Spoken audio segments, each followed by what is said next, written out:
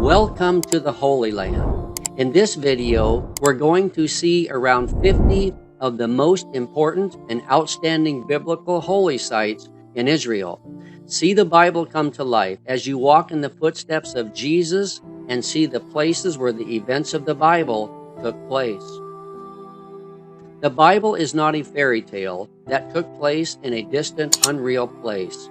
Instead, it took place in real time with real people in a real place. It's all true, and it strengthens our faith and understanding of the Bible tremendously as we see the context in which it took place.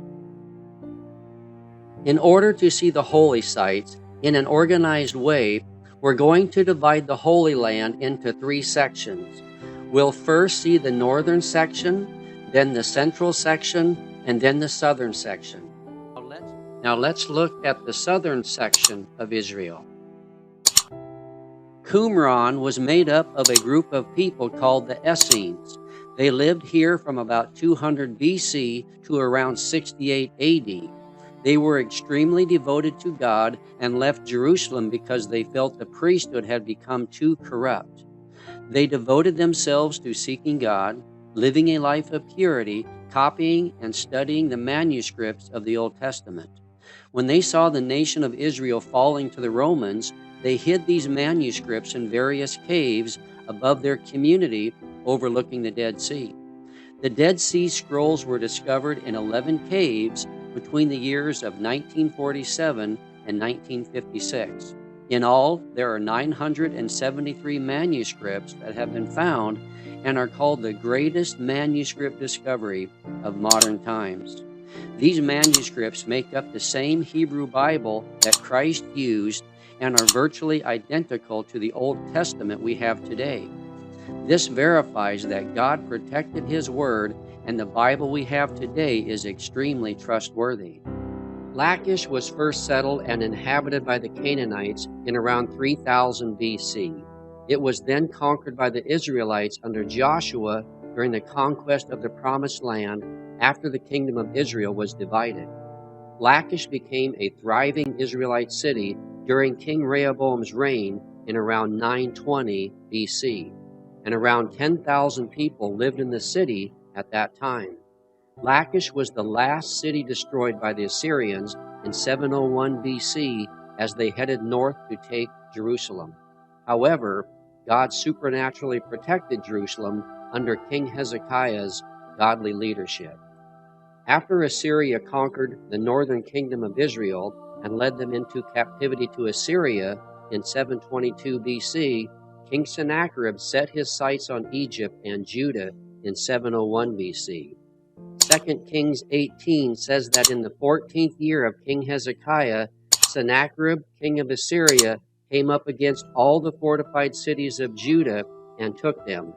And in 2 Chronicles 32:9 it says, "After this, King Sennacherib, king of Assyria, who was besieging Lachish with all its forces, sent his servants to Jerusalem to Hezekiah, the king of Judah, and to all the people of Judah who were in Jerusalem, saying, 'Thus says Sennacherib, king of Assyria, on what are you trusting that you endure the siege in Jerusalem?'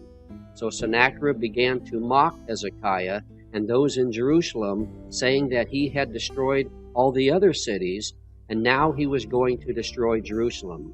However, God supernaturally protected Jerusalem. So at this time, all of the northern kingdom had fallen, and all the southern kingdom had fallen, and Lachish was the last of the major cities to fall before Sennacherib went to Jerusalem to conquer it. However, King Hezekiah sought the Lord, he humbled himself, and prayed. And as a result, God spared Jerusalem by sending one angel, and this one angel killed 185,000 of the Assyrian army. So King Sennacherib and his few remaining soldiers fled back to Nineveh. In the destruction of Lachish, as many as 50,000 people were tortured and killed when Sennacherib took it. And based on archaeological discoveries and writings, the Assyrians beheaded, burned, impaled, and flayed those they had conquered.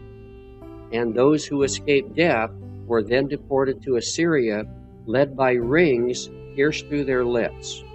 In the writings of Sennacherib, he mentioned how his army penetrated fortifications using ramps, battering rams, mines, breaches, and siege engines.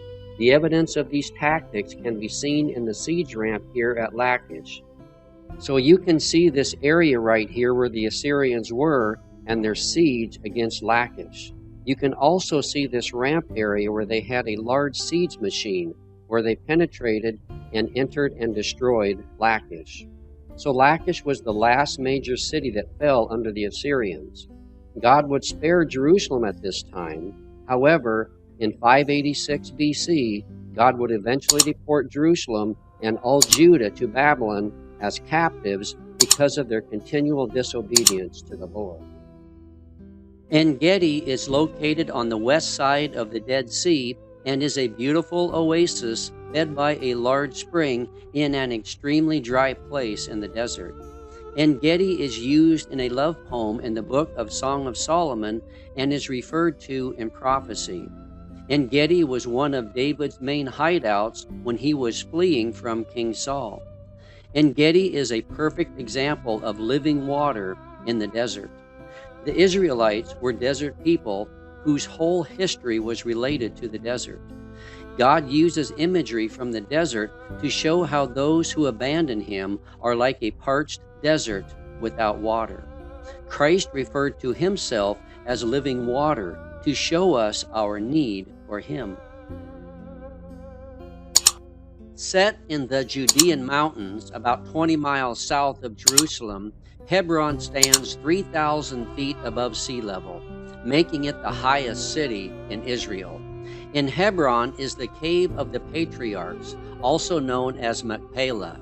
It's the burial place of three biblical couples, Abraham and Sarah, Isaac and Rebekah, and Jacob and Leah. The Cave of the Patriarchs is the second holiest site in Judaism, after the Western Wall in Jerusalem.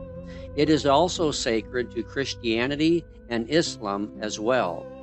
It was the patriarch Abraham who bought the property when his wife Sarah died almost 2,000 years before Christ was born.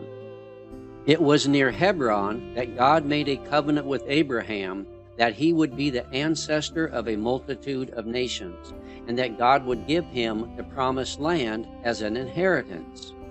Abraham had pitched his tent by the oaks of Mamre, as found in Genesis 13, 5 miles north of Hebron. Here Abraham offered hospitality to three strangers, or servant angels of God, who told him his wife Sarah, then aged 90, would have a son. When Moses led the Israelites out of Egypt, about 700 years after Abraham, the men he sent to spy out the land of Canaan returned from Hebron with a cluster of grapes so heavy that the two men carried it on a pole between them. King David ruled Judah from Hebron for 7.5 years before moving his capital to Jerusalem after he became king of all Israel. Almost 2,000 years before Christ, God called Abraham from Mesopotamia to leave his family and possessions and journey to a new land with the promise that his descendants would become a great nation. Abraham obeyed God and settled in Beersheba, and there dug a well for water. Beersheba means well of oath, or well of the 7 lambs. In Hebrew, the word Sheba means both 7 and oath. It was given the name Beersheba due to the oath between Abraham and Abimelech. Isaac's son Jacob stole the birthright from his brother Esau while the family camped at Beersheba, as found in Genesis 27. It was from Beersheba that Abraham journeyed with his son Isaac to Mount Moriah in Jerusalem, where God had ordered him to sacrifice his son Isaac as a burnt offering, as a test to see how much Abraham loved him and was willing to obey. After God saw Abraham's willingness to obey, God provided a ram caught in a thicket for Abraham to sacrifice instead of Isaac. Abraham's example of love for God and obedience caused God to call him our father of faith. Mount Moriah is the exact place that Solomon would build the temple in Jerusalem, where countless sacrifices would be made later on. Of these, the most notable being the sacrifice of Christ on the cross. Masada is a natural flat mountain that rises up from the valley floor some 1,000 feet. It is like a huge column with sheer cliffs on every side that makes it virtually unreachable. As a consequence of Israel rejecting Christ as their Messiah, Christ foretold that Jerusalem would be destroyed. There were approximately 967 Jewish zealots who had fled from Jerusalem and the surrounding areas. They fled to Masada, conquered it, and lived there. From Jerusalem came the 10th Roman Army Legion under a commander by the name of Silva.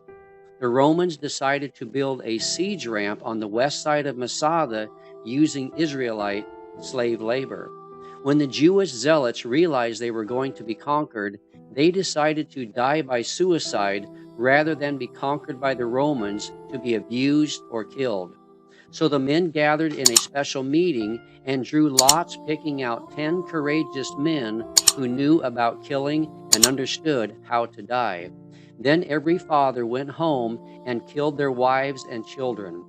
Then the 10 courageous men killed the fathers, and then one man killed the other 9, and then killed himself. When the Romans saw what had happened, they were shocked and dismayed. Masada fell in 73 AD. There is growing evidence that the location of Sodom and Gomorrah is on the southwest side of the Dead Sea. There is a ton of brimstone balls, the old name for sulfur, in these areas and are around 90% pure, unlike most sulfur, which is around 50% pure. It is white, unlike any other place in the world. It is so pure you can light it on fire and it burns a hot blue flame. These sulfur balls are only found in the cities God destroyed. There is also a lot of ash and charcoal in these areas, which fits the biblical narrative. There are many unexplained shapes in these areas that look like buildings, sphinxes, pyramids, and palaces.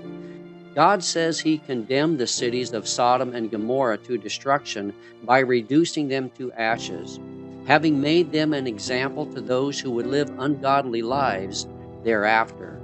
The Bible recounts how Abraham looked down toward Sodom and Gomorrah and toward all the land of the valley, and the smoke of the land ascended like the smoke of a furnace. Sodom and Gomorrah is used throughout Scripture as an example of the judgment that awaits those who reject God and his offer of salvation.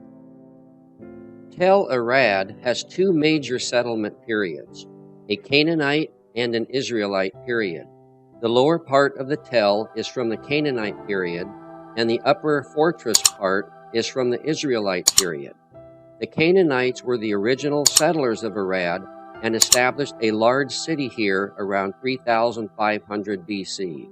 It had an estimated population of approximately 2,500 residents.